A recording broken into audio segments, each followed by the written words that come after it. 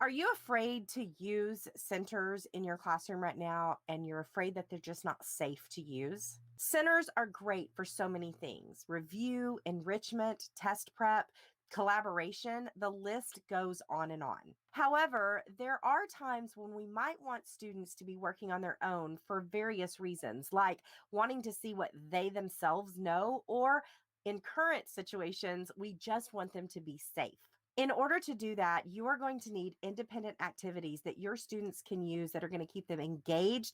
And in today's world, it's going to keep them healthy. In today's video, I'm going to share with you 4 tips for using independent centers in your classroom. Stay tuned.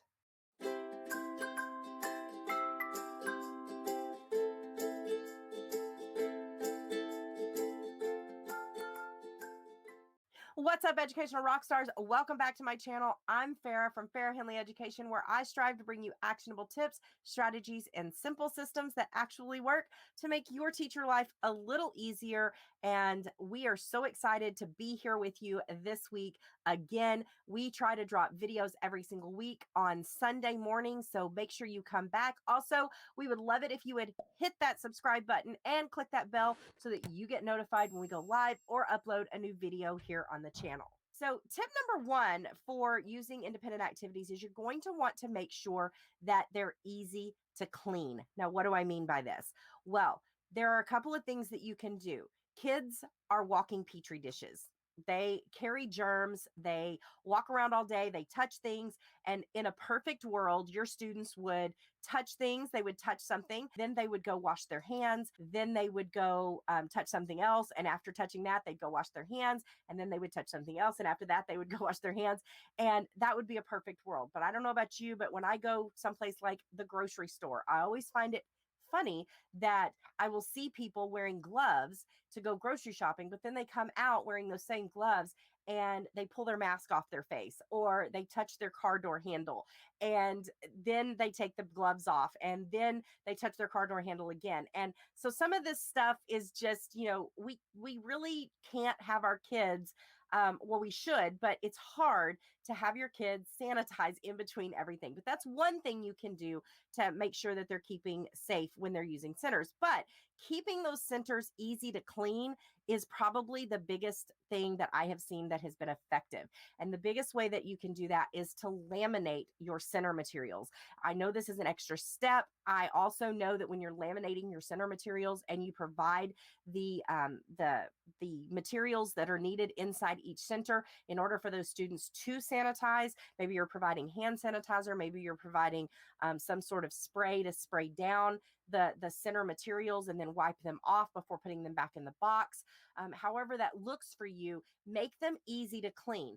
And my suggestion is to use laminating that is going to hold up. So when you laminate your centers, you're probably not going to want to use the laminating machine that is available in your teacher lounge, because that is going to be a very thin laminating and it's going to erode very, very quickly. So you're probably going to want to think about purchasing that personal laminator and finding a supply for 5 mil laminating sheets. Now, if all you can find is 3 mil, those are typically okay and they are going to last a while, but the 5 mil is going to last even longer, and it's going to be less times that you have to remake these centers. Anytime I am creating a center that's going to be using dry erase markers, I make sure that I do the 5 mil. But even now, I would recommend that for your centers, because you're going to want that thicker material so that when your students are cleaning the centers, they are going to be able to clean them and the center materials are going to hold up really, really well. Really focus on the center activities that you're choosing. Use stuff that is going to require a dry erase marker versus pencil and paper, because they're going to touch all the papers inside. Use things that are going to, the boxes or whatever the center is being held in is easy to clean for yourself so that you can clean that box at the end of the day. I know some of our teachers have done independent centers, and we're going to talk in just a moment about that as well. And sometimes just giving them the materials to be able to clean their materials at the end of the day is the best step. The second step is to divide and conquer. Now, this may seem overwhelming because it is going to require you to create a large number of centers. But there's also a way that you can do this without creating multiples of your centers. One of the things that a lot of teachers in our membership have done is they have taken a center and they've made multiple copies of it. And they've used these in a couple of ways. They've got their students have individual boxes that they put all their centers in for the day, and only that student is going to be touching and manipulating the pieces. They've also done it where they've paired students up and they sit their students in class in a way that they can still work with a partner, even though they're 6 feet apart, and they might be working on the same center activity. So each of them has a copy of that center and they're working on it independently on their own, but still collaborating together. I've also seen where teachers didn't want to create multiple copies, but one student had one center activity and the other student had another center activity, and they were still collaborating with their brains, but only one student was actually manipulating the pieces. So this is something that you might think about in dividing and conquering. I've also seen it where a teacher has given each one of the students half of the problems. Now, there are so many ways that you can divide and conquer, but think about how you can place your students in the classroom so that they can still work collaboratively, still maintain that social distance, and still work on an activity together, but only one student is manipulating the pieces. Therefore, there's no cross contamination, and that center can be cleaned and sanitized before it is put back into rotation. Tip number 3 is to use digital centers. I cannot stress this enough. Your students are coming back into the classroom after virtual learning, and most of them have a device, or your school has put devices in place. If you have devices in place, use digital centers, because there are no pieces to manipulate. There's no pieces to keep up with. There's nothing that you have to sanitize except the device. And then you can do it one of two ways. They can individually be working on their own devices, or you can put them into a collaborative document. For example, on Google Classroom, you can assign a center activity to two different students. They pull it up on their device and they're working in the same document, and they can be collaborating that way.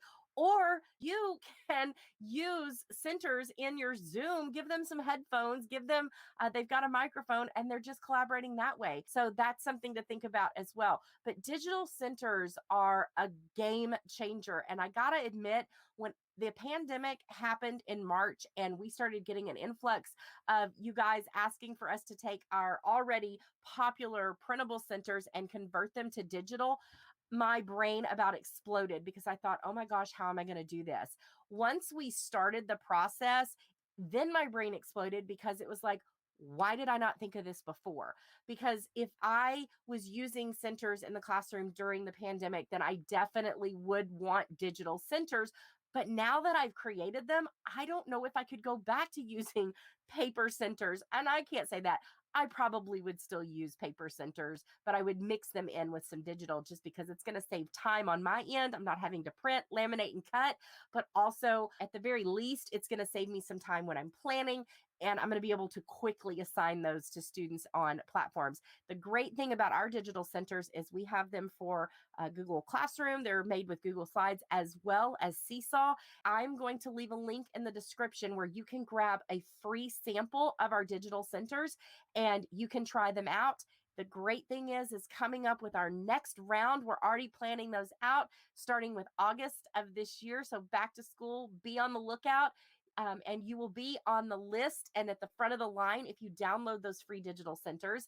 You are going to get notified when we release our next round, our next volume, and we're including boom cards in them this time around. So it's going to be super exciting. We are going to be on all three of the digital platforms, so that regardless of which platform you use, you are going to have digital centers to go with the printable ones as well. So we're super excited about that. All right, so let's go to the next one, which is our fourth way of using independent activities. And this is probably one of my favorite, and it actually leads into, or it goes back to using those devices that most of your students are going to have, but that is going to be to ditch the worksheet and focus on the process. most of our centers come with some sort of exit ticket. And a lot of teachers want something that they can use to grade or to assess whether the students are actually doing the activity or whether they're learning during the center. So, one of the things that I started doing towards the end of teaching first grade is I started using the devices in our classrooms to focus on the process. And we ditched the exit tickets, we ditched the worksheets, and I had my students simply do the center, but I had them do one of two things. They could record themselves. So, a lot of my students would set the device up in just a way that I could kind of see their desk. They would set this up and then they would basically do the center activity and they would record themselves walking through the activity and how they were doing it. The great thing about this is it allowed me to see exactly where the breakdown in the process was if they were having trouble. So this was fabulous when I was going through conferences with teacher or with other teachers or in IEP meetings or in parent conferences. I was able to show exactly where the breakdown was and what we needed to work on. The other thing they could do, in addition to just recording themselves doing the center, is they could finish the center and then they could take a picture of the finished center and they could turn that in on some sort of platform like Google Classroom or Seesaw, and they had it right there. And that was their exit ticket, was actually submitting that on their device. Now, if you're looking for more tips, strategies, and simple systems to take back to your classroom to make your teacher life easier, check out the videos on your screen. Thanks for watching and keep being an educational rock star.